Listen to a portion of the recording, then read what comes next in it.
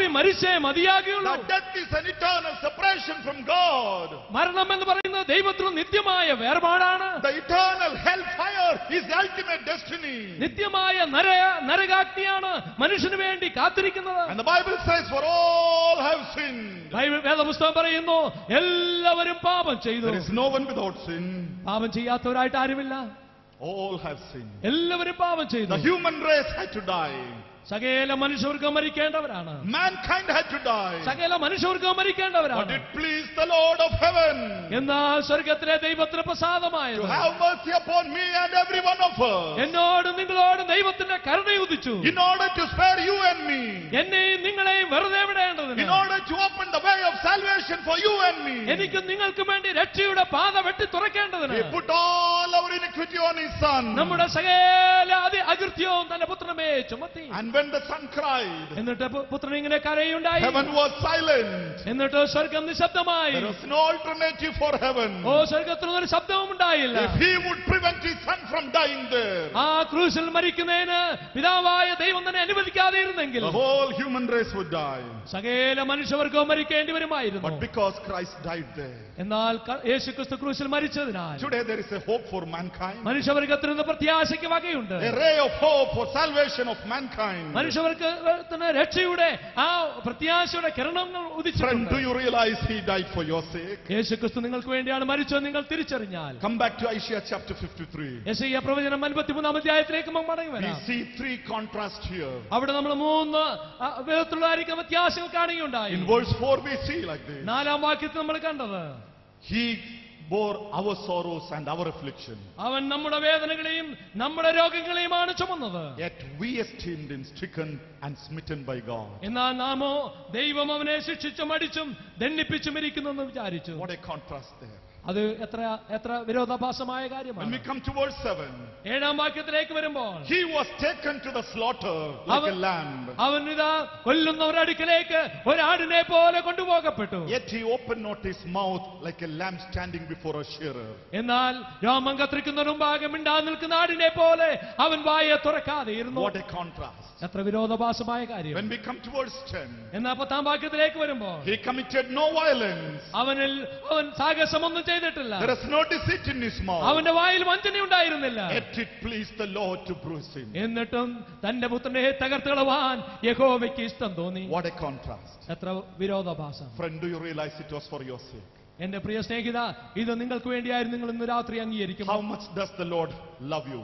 എത്രമാത്രം ദൈവം നിങ്ങളെ സ്നേഹിക്കുന്നു. For God so loved the world ദൈവം എത്രമാത്രം നിങ്ങളെ സ്നേഹിച്ചു. and gave his only begotten son for you. തന്റെ പുത്രനെ നിങ്ങൾക്ക് വേണ്ടി ലോകത്തിലേക്ക് അയച്ചു. Would you bow down before his love tonight? ഇന്ന് രാത്രി ദൈവ സ്നേഹത്തിന് മുമ്പാകെ നിങ്ങളുടെ തലകളെ വണക്കുമോ? I received that salvation. ആ രക്ഷയെ ഞാൻ അംഗീകരിച്ചു. Many here have received that salvation. ഇവിടെ ഇരിക്കുന്ന അനേകർ ആ രക്ഷ സ്വീകരിച്ചവരാണ്. We know our sins are forgiven. ഞങ്ങളുടെ പാപങ്ങൾ ക്ഷമിച്ചു കിട്ടി ഞങ്ങൾ അറിയുന്നു. We know we shall be with him in eternity. ഞങ്ങൾ നിത്യതയോൾ കർത്താവിനോട് ഒരുമിച്ചാകുമെന്നുള്ളത് ഞങ്ങൾ വിശ്വസിക്കുന്നു. But if there is any of my friend listening to me this evening, ഇന്ന് രാത്രിയിൽ എന്നെ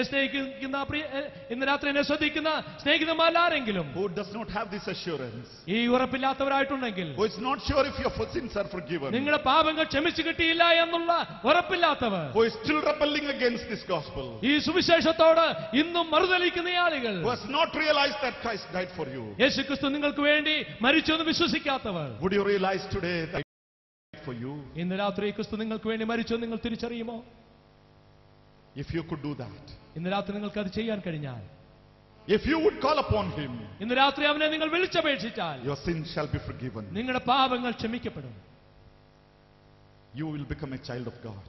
നിങ്ങൾ ദൈവത്തിന്റെ മക്കളായി തീരും.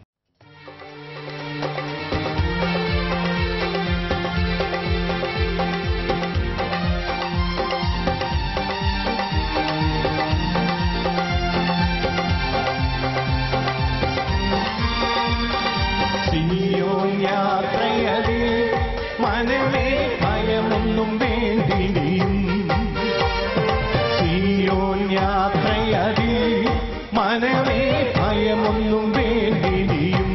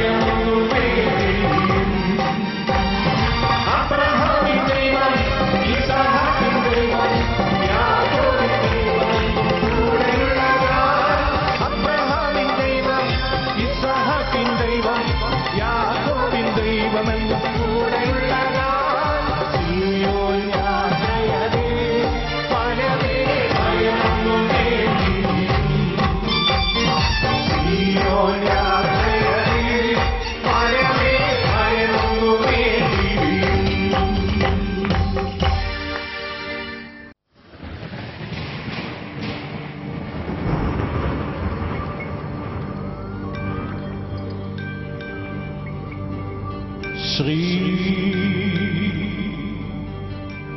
നരപതിയേ സിയോൻ മണവാളനേ ശ്രീ നരപതിയേ സിയോൻ മണവാളനേ